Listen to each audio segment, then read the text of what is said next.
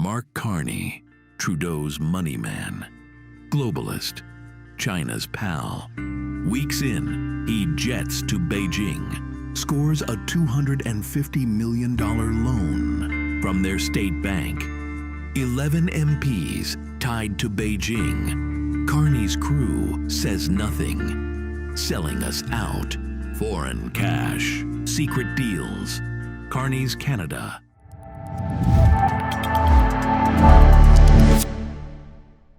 I'm Candice Malcolm, and this is the Candice Malcolm Show. Thank you so much for tuning in. We are heading into the final weekend of the campaign, and it is incredibly close. Juno News' exclusive poll that came out earlier this week had it neck and neck, 39 for the Liberals, 39 for the Conservatives. There's other hints, and I'm optimistic because when I look at Juno News' neighbor poll, and I mentioned this, but Abacus Data, one of the top pollsters in Canada, has also put out a neighbor poll. They've sort of followed our lead, changed their methodology, put out a neighbor poll, and theirs is even more optimistic for the Conservatives. They have Pierre Poilievre at 44% to Mark Carney's 40%. So either way, this election is going to come down to a hair, and I think that the stories going into the final weekend of the campaign really matter, which is why the news about Mark Carney is just so incredibly damning. He has been caught in a very big, very public lie, and even the legacy media are coming after him. Folks, this is going to be a great show. Please like the video. It really helps us with the YouTube algorithm. So just take a second, give us a like, and it really helps us out. Okay, so to help me break down the news, talk about this scandal, talk about Mark Carney, talk about the lost Liberal decade of productivity, I'm very pleased today to be joined by one of Canada's most successful businessmen, Gwyn Morgan. Gwyn is a retired petroleum engineer who was the founder of Encana and served as a CEO until 2005. Gwyn, thank you so much for joining us. Good to be here. It's especially good to hear that things are getting that close. Honestly, I'm optimistic. I don't trust the polls. I think that the idea that Mark Carney was up by 15 points early in the campaign is absurd. And I think that really the neighbor poll, to me, is the best poll out there. I hope we're vindicated on election day.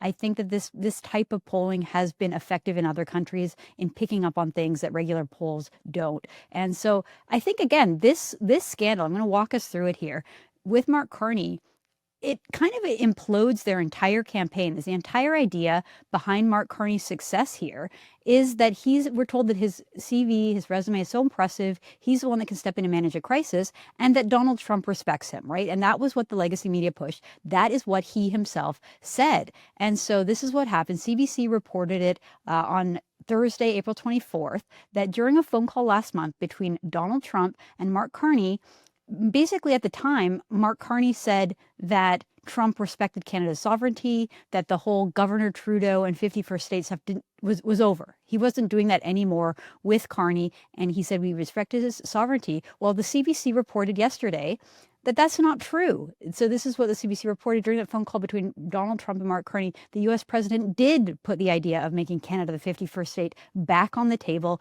sources told Radio Canada. So first, let me just show you the clip of Mark Carney back in March dismissing the idea, saying that he had a good call with President Trump and that he respected his sovereignty, implied that those kind of comments about the governor and 51st state were not made anymore. And so again, telling the Canadian public that with him at the helm, with him as prime minister, that Trump was backing off and backing down. And that's again why we needed Mark Carney. So let's show this clip from back in March. Give us a sense of the tone that Donald Trump struck with you on the call. Did he call us the 51st state? Did he call you the governor, or was he more respectful like he was in the Oval Office today? It was, as I say, it was a very productive. His words very productive, mine very constructive. They mean the same thing. It was a very cordial. You've said that you wouldn't sit down with Mr. Trump and talk to him unless he respects Canada's sovereignty. Did you convey that to the president today? And if so, what did he say? The president respected Canada's sovereignty today, both in his private and public comments. So he was asked point blank, did he use the language 51st state? Carney didn't he kind of obscured the comment, but then when he's asked about sovereignty, he said yes, both in public and in private. It kind of frustrates me that the Canadian media just trust what Mark Carney says, because he wasn't being honest there. And it took a month for us to figure this out. And during that month was, the most important, most consequential month of the election campaign. So again, kind of shocking. But I'm very glad that the CBC reported this. called them out. So President Trump was seen, again, doubling down on this idea. So speaking from the Oval Office on Wednesday, he continued and repeated the rhetoric that Canada as a state works, again, saying that we should be absorbed and annexed into the United States. Let's play that clip. Again, we don't really want Canada to make cars for us, to put it bluntly. We want to make our own cars, and we're now equipped to do that. They took a lot of our car business. Mexico, too, took a lot of our car business. We want to make the cars here. I'm running this country. I'm not running Canada. And that's why I asked Trudeau, who I call Governor Trudeau, affectionately, but I asked him, why are we spending $200 billion to support Canada, to subsidize Canada? And he was unable to answer the question. I mean, why are we doing that? And I have to be honest, as a state, it works great. As a nation, considering the fact that most of the nation, 95% of Canada, what they do is they buy from us and they sell to us. They sell to us. If we didn't buy their oil, and we don't need their oil. We have more oil than anyone, but we don't need their oil. We don't need their lumber. We don't need their cars. We don't need anything. So I said, why are we doing this? Why are we spending $200 billion? It doesn't make sense. If we needed something, that would be a different subject. So I'm working well with Canada. We're doing very well. We're working on a deal. We'll see what happens. But again, why, representing this country, why are we spending $200 billion to support and subsidize another country? Because if they didn't have us, and if we didn't spend that money, as Trudeau told me, they would cease to exist. He said that to me. They would cease to exist, which is true, certainly as a country. So following the CBC report, Mark Carney was asked about this, and the media really did not hold back. You can tell when they feel betrayed that their man, Mark Carney, has misled them, has lied. The entire narrative of the campaign is falling apart. And watch Mark Carney squirm, just totally unable to give a straight answer and admit that he had lied. Let's play that clip. On March 28th, didn't President Trump bring up the idea of Canada becoming the 51st state during that call with you? As I just said, the president brings this up all the time. He brought it up yesterday, he's brought it up before.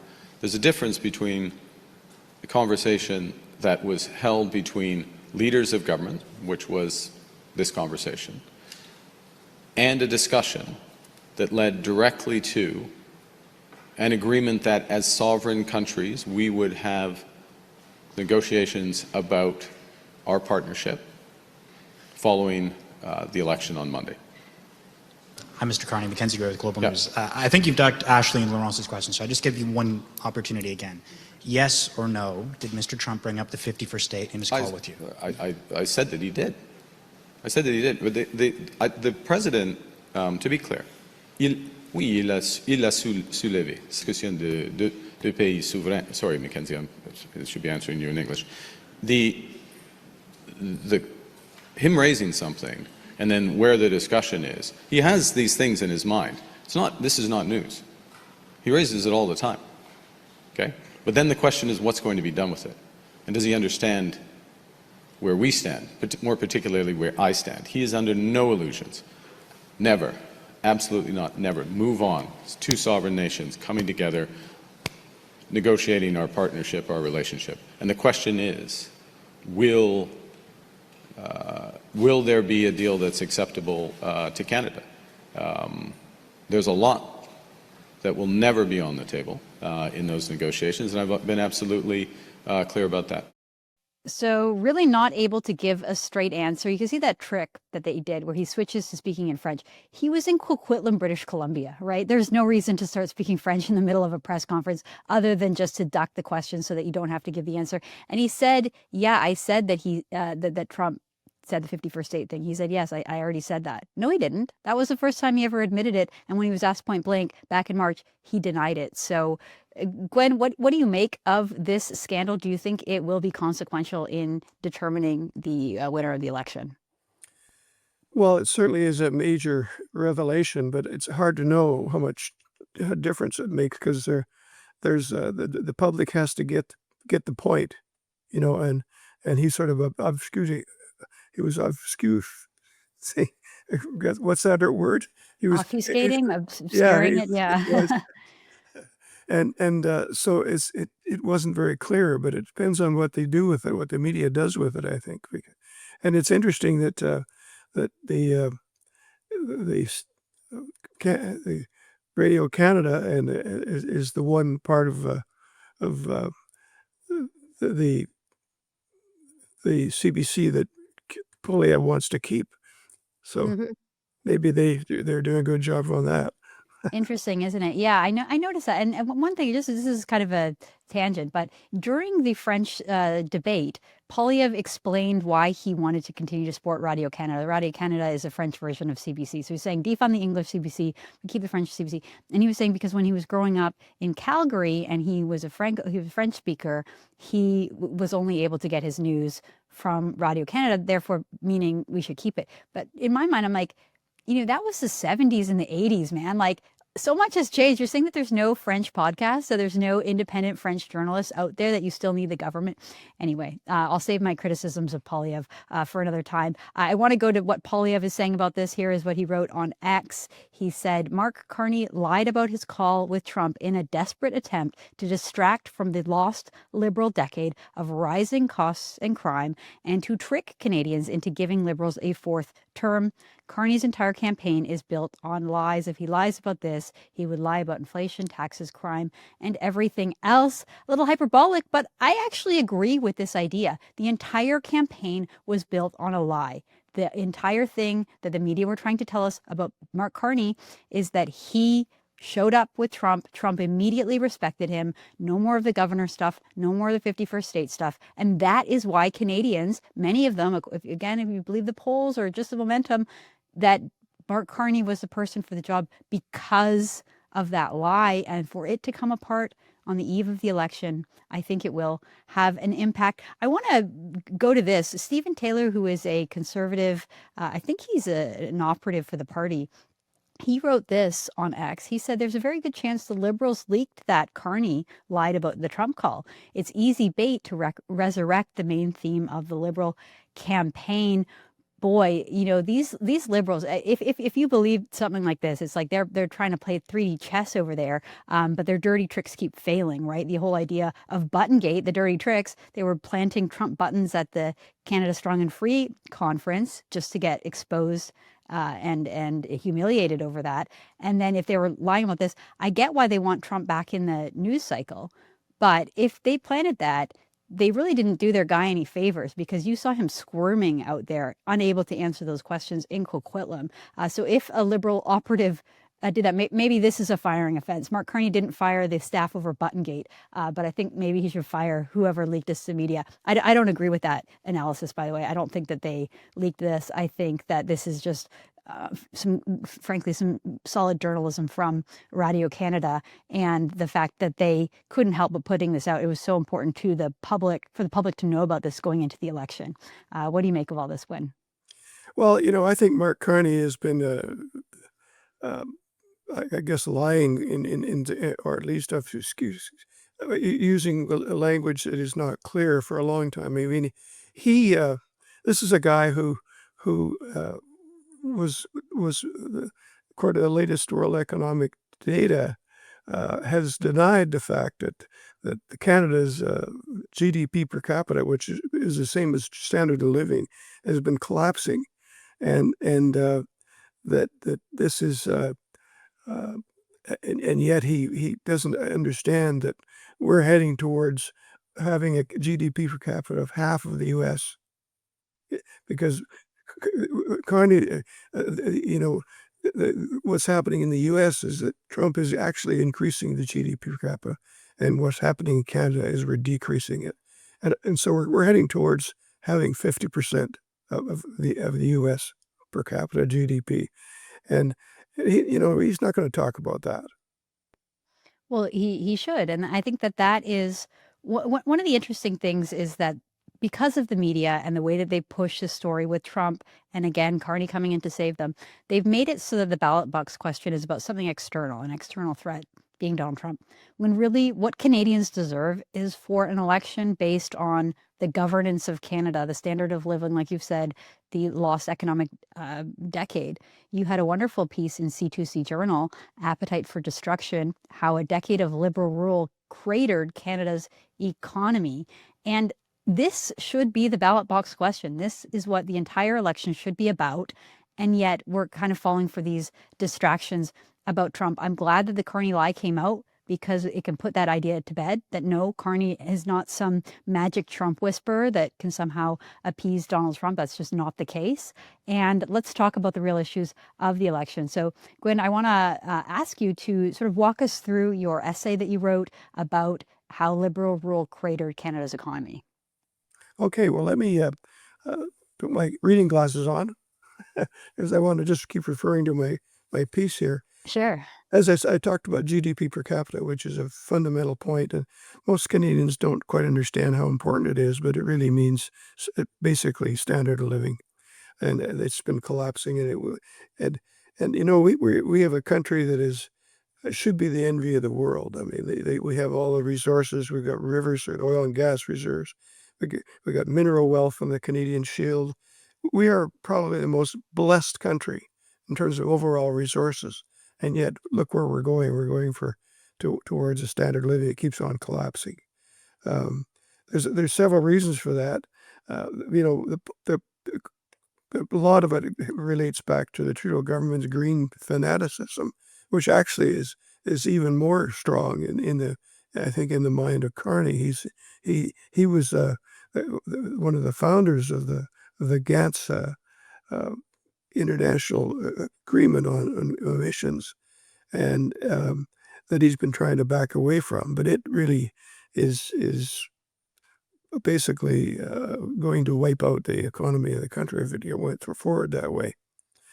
The carbon tax is a very interesting thing, because we know that what it's done for the motor fuels and for the cost of moving around by Canadians.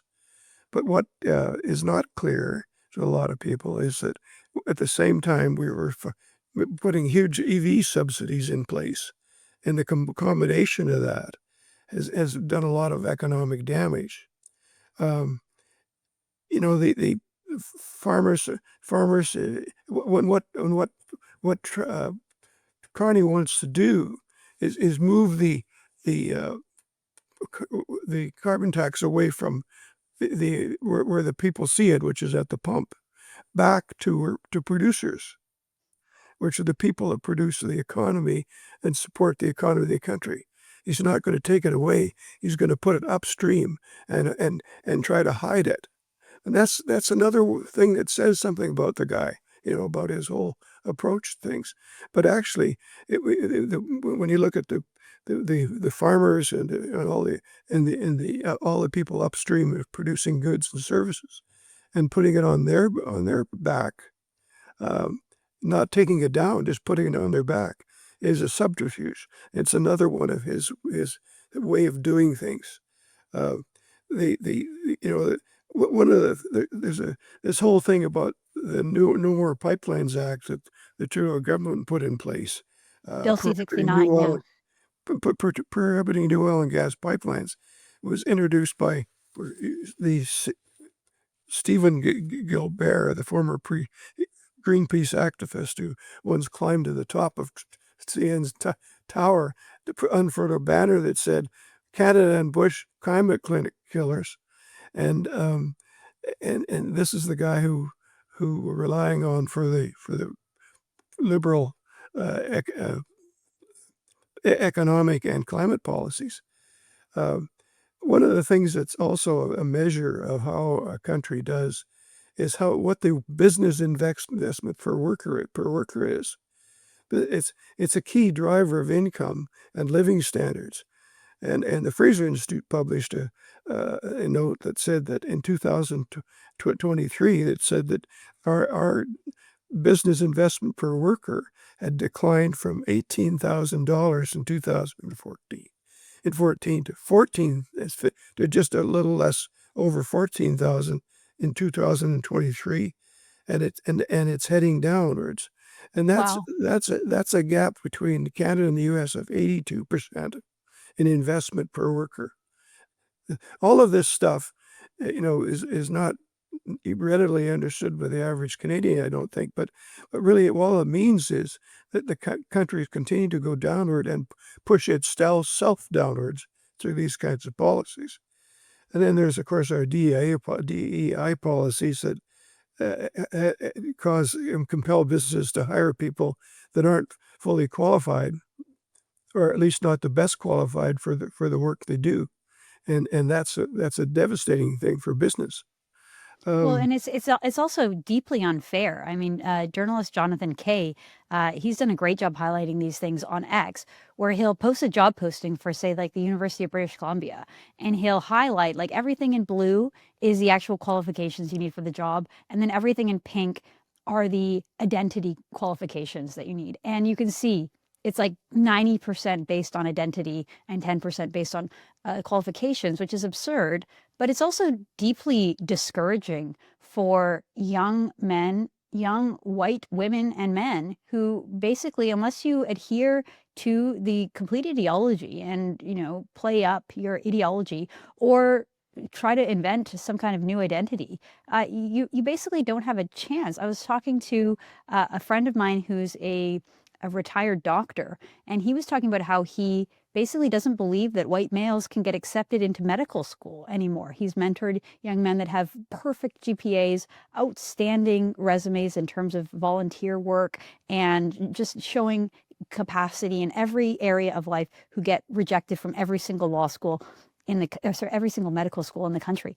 And it's like, what kind of future can you have in a country that bases who they hire on the color of your skin? It's so terrible, Gwyn, for our country. Sorry, I interrupted you. You can continue. and adding to that, Candice, the whole issue, we have a healthcare crisis. And part of the crisis, we have a lack of doctors, a huge shortfall, and there's thousands of dollars, thousands of doctors who want to come to Canada, and they're well trained, they're top people, but they tend to be, among them, they're not many of them are members of what we call the minorities, and so they're barred from coming.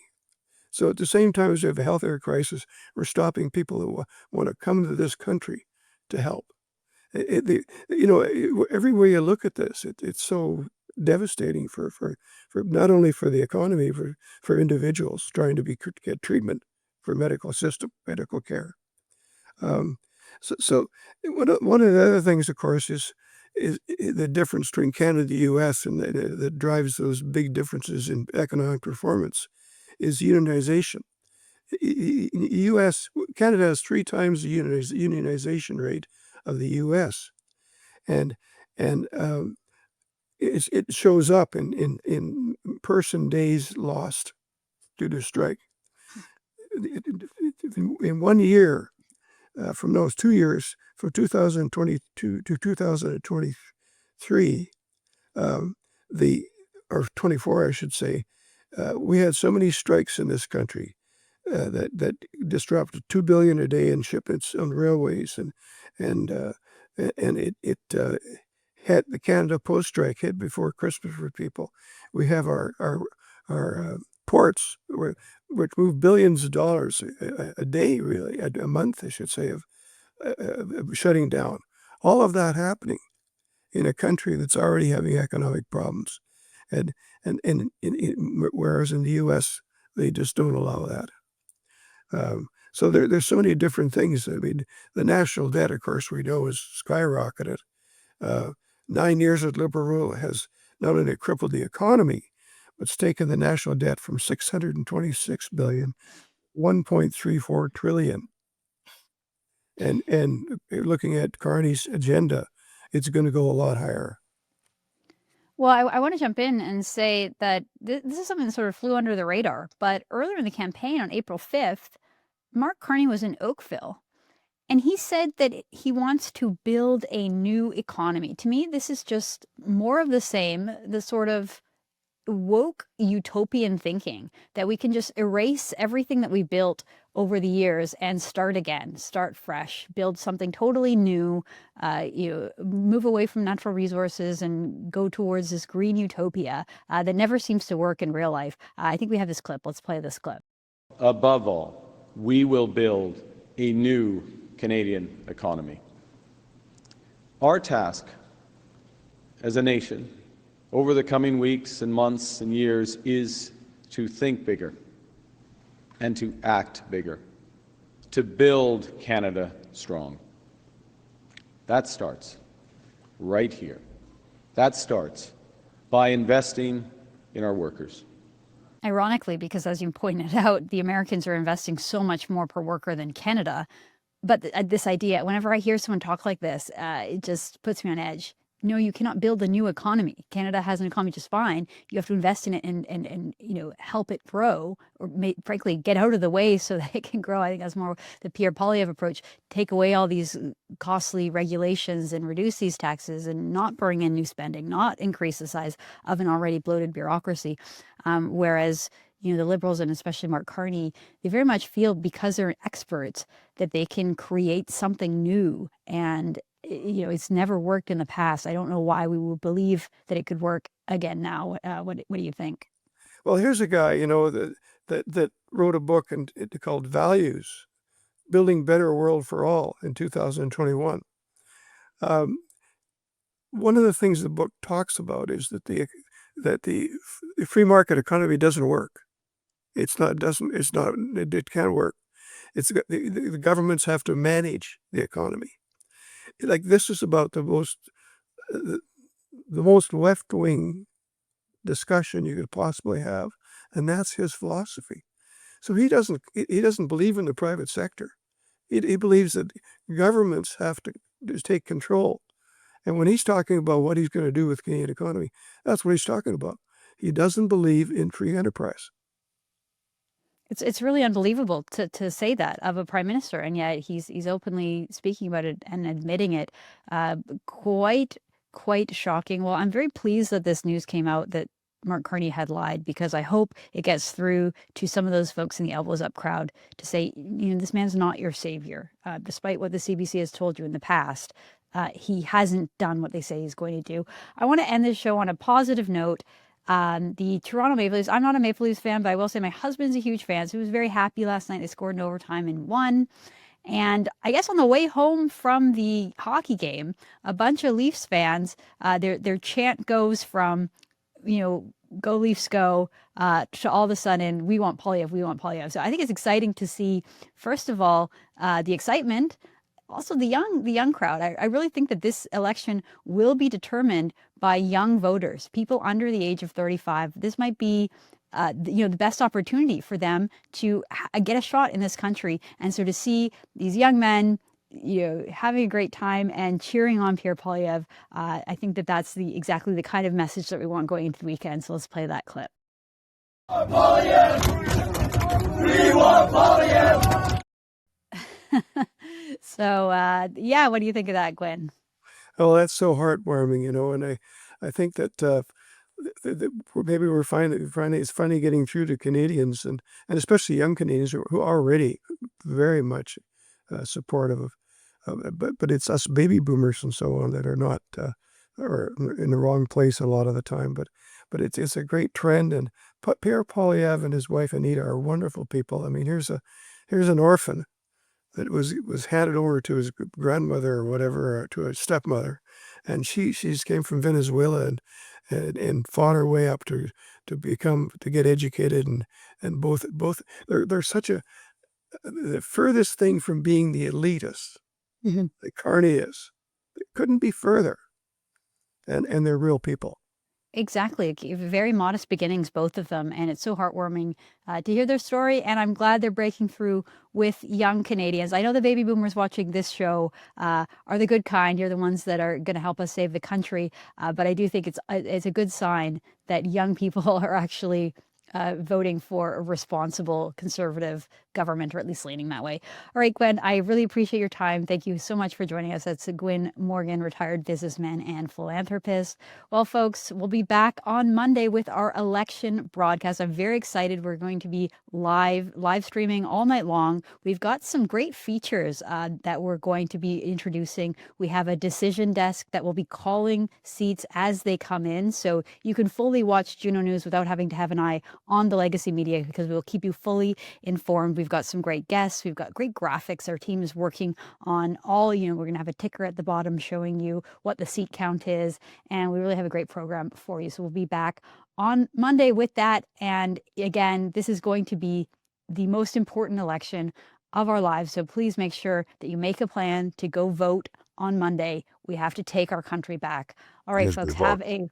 Sorry, go ahead, Glenn. Fingers are crossed. Fingers crossed. Yeah, I think we're going to have a good night, but Okay. we shall see. Lots can happen on election day. All right, folks, have a wonderful weekend. We'll be back again on Monday. I'm Candice Malcolm. This is the Candice Malcolm Show. Thank you and God bless.